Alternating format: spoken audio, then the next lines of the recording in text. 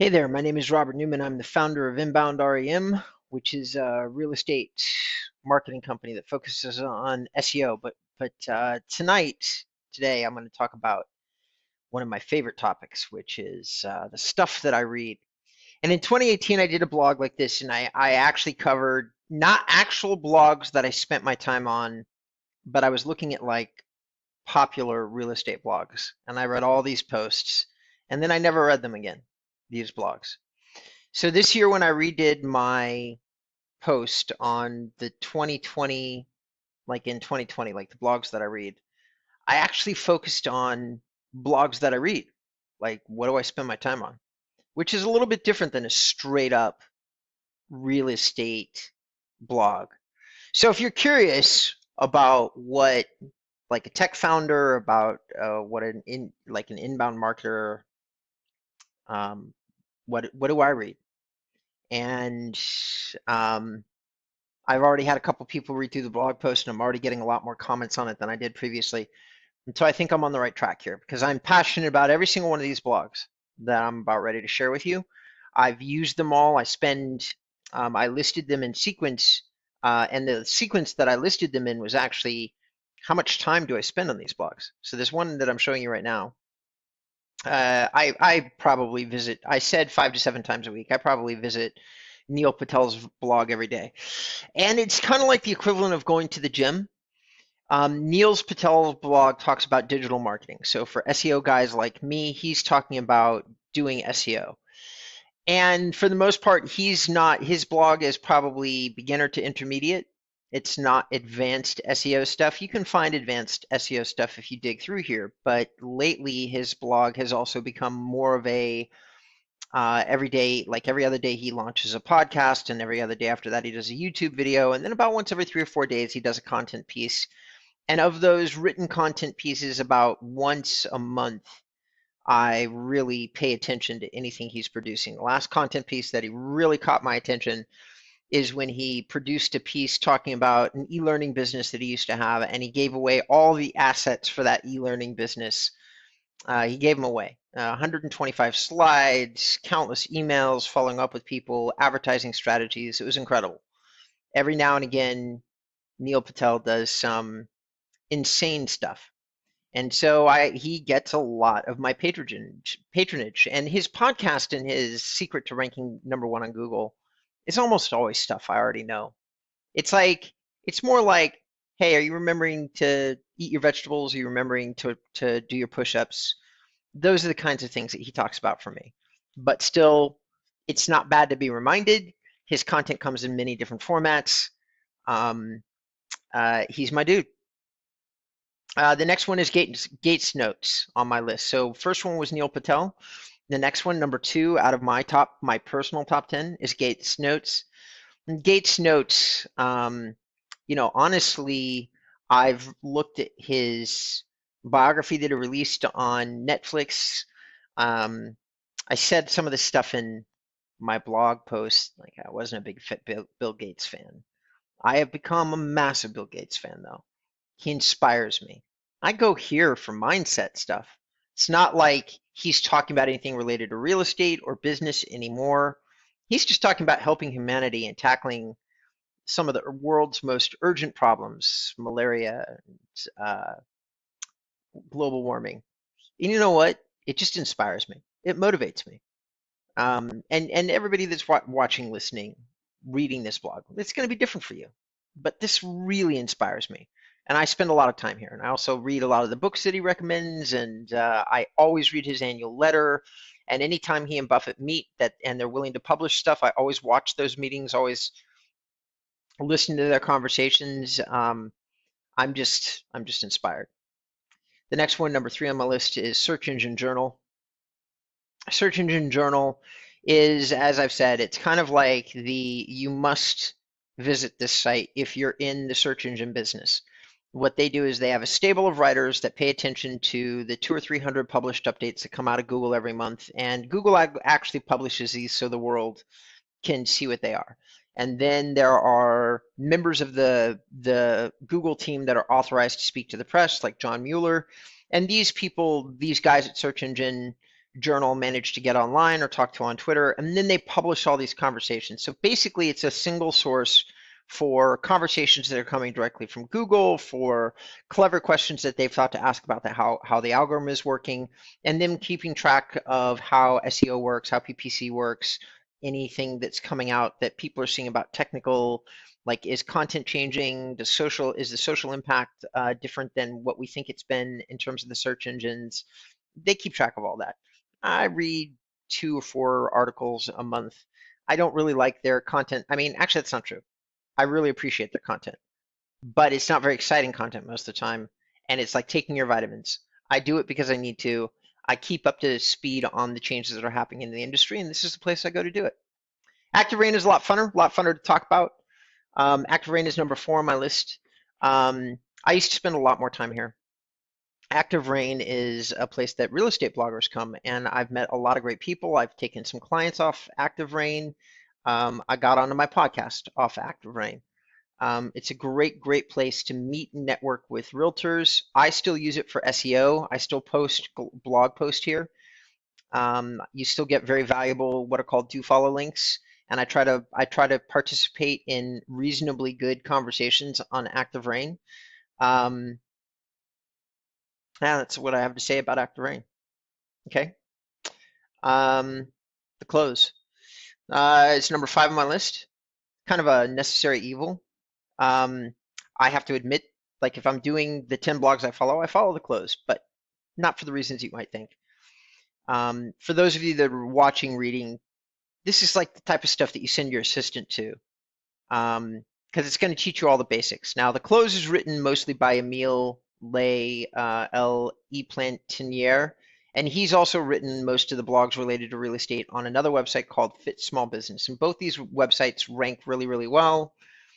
They frankly built 2 sites to more capture all of the search marketing and then do what's called affiliate marketing. So they still are owned by the same guys. They just have more than one website now. And what they're doing is they're sending all this traffic to the same affiliate websites that they have been.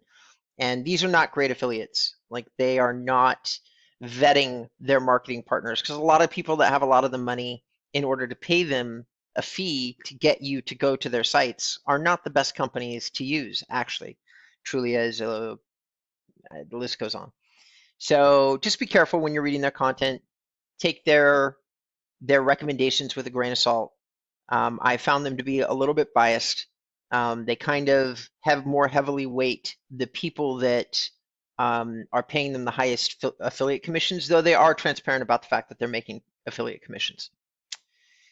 Next one is one of the favorites on my list because it's definitely not one that anybody who's watching this or listening to this is probably going to heard of. It's Adam White. Now, Adam White is a simple dude. He lives in Arizona.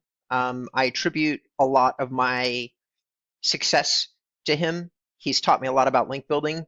Some of the concepts that he's basically proposing and has proven, like he's not just proposing them, he's done the research, heavy case study loads.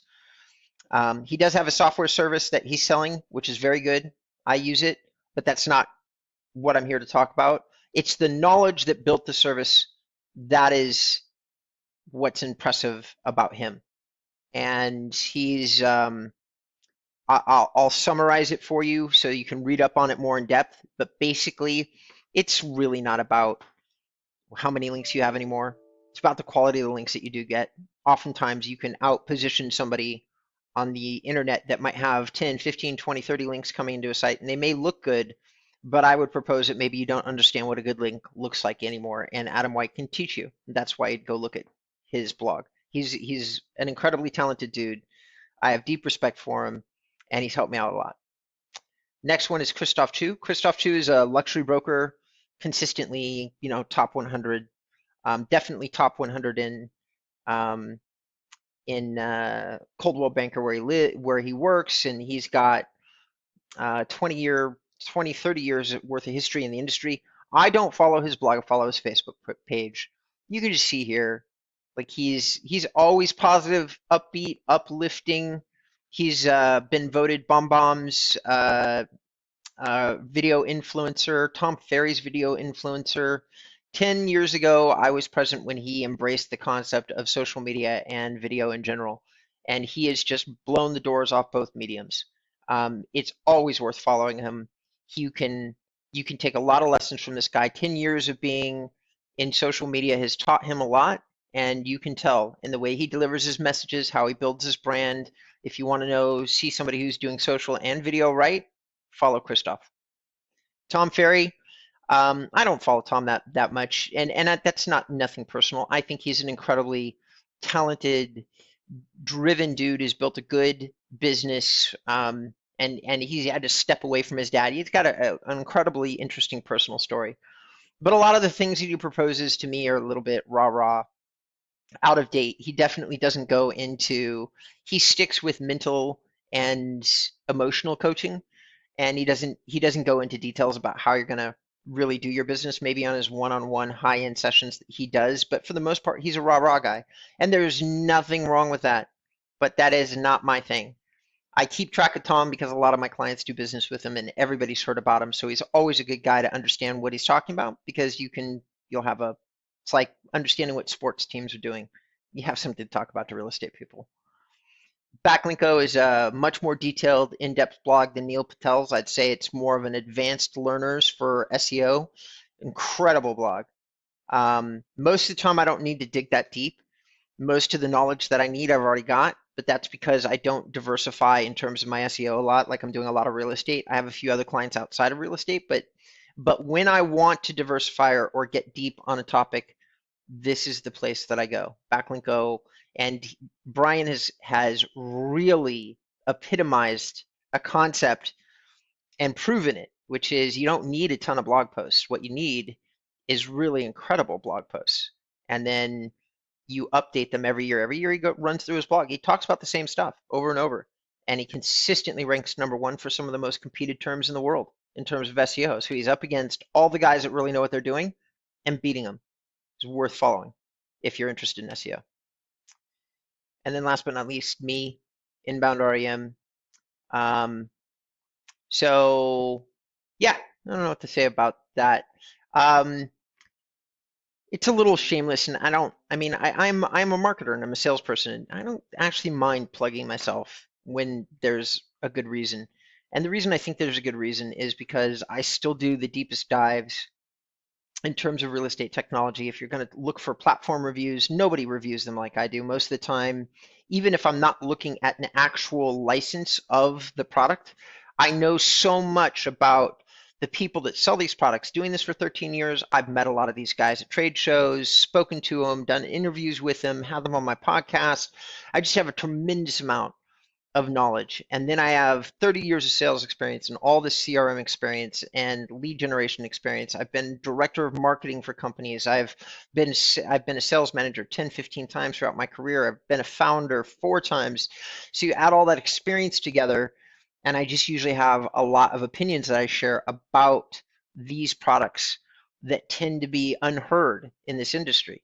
And I also try to do it with an even hand, which a lot of people don't do, like pros, cons. Let's weigh the positives and the negatives, because the weird thing about the real estate space is, Real Estate Webmasters is not a great service company, but some people, their product is going to be so good for what you need, you're still going to want to use them. So you got to weigh the good and the bad and decide what the best decision is. And I think that the only way to do that is find people like me sharing both sides of the equation. And most of the time, what you have to do is research and find a place with both sides of the equation. I try to give it to you and straight.